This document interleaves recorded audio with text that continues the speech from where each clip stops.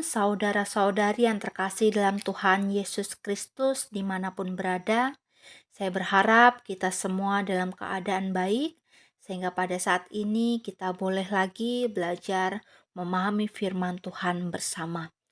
Firman Tuhan yang diperhadapkan pada kita hari ini diambil dari 1 Timotius 2 ayatnya yang kelima sampai ayatnya yang keenam. Demikian. Karena Allah itu Esa dan Esa pula Dia yang menjadi pengantara antara Allah dan manusia, yaitu manusia Kristus Yesus, yang telah menyerahkan dirinya sebagai tebusan bagi semua manusia. Itu kesaksian pada waktu yang ditentukan. Demikian jauh pembacaan Alkitab kita. Yang berbahagia ialah mereka yang mendengarkan firman Allah dan yang memeliharanya. Suatu ketika ada kegiatan kunjungan oleh jemaat, pendeta, beserta majelis ke rumah jemaat. Kemudian ada yang berkata, "Wah, karena di sini sudah ada pendeta, beberapa jemaat dan majelis, pastilah doa-doa kita lebih didengar dan dikabulkan oleh Tuhan." Kemudian pendeta menjawab, "Terima kasih Ibu, tapi di dalam Alkitab Tuhan berkata, dan lagi aku berkata kepadamu, jika dua daripadamu dunia ini sepakat meminta apapun juga, permintaan itu akan dikabulkan oleh Bapakku yang di sorga."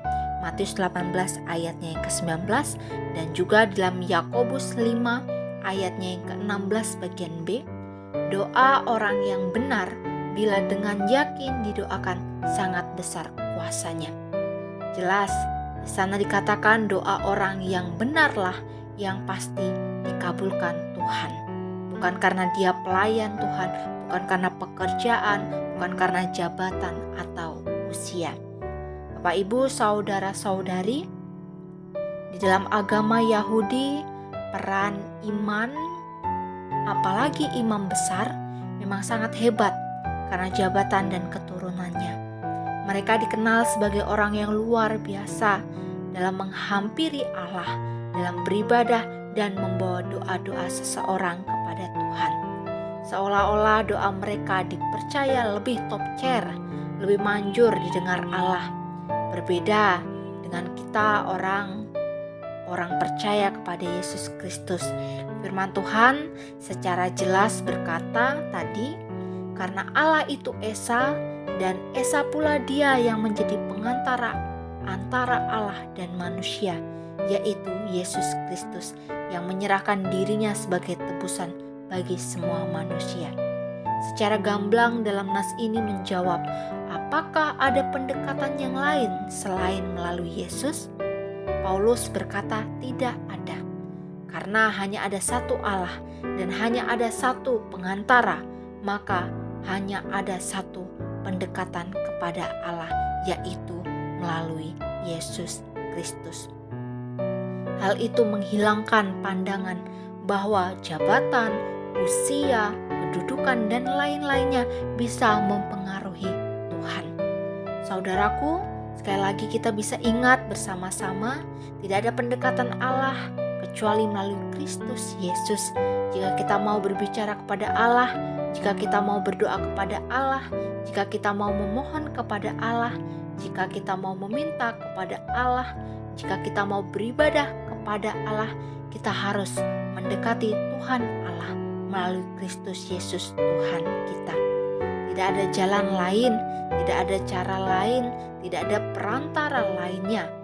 Dia hanya satu-satunya Kristus Yesus Tuhan kita yang telah berkorban sebagai tebusan bagi manusia dan menjadi perantara antara Allah dan manusia. Itulah juga yang dikatakan oleh Tuhan Yesus dalam Yohanes 14 ayatnya yang ke-6, "Akulah jalan dan kebenaran dan hidup, tidak ada seorang pun yang datang kepada Bapa kalau tidak melalui Aku."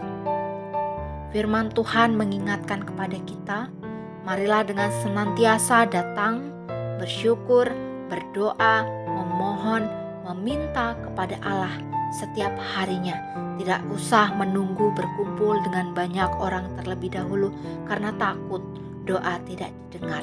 kalau hanya berdoa seorang diri saja, karena satu-satunya yang menjadi imam dan perantara kita adalah Yesus Kristus. Amin untuk firman-Nya. Mari kita berdoa. Terima kasih untuk firman-Mu hari ini.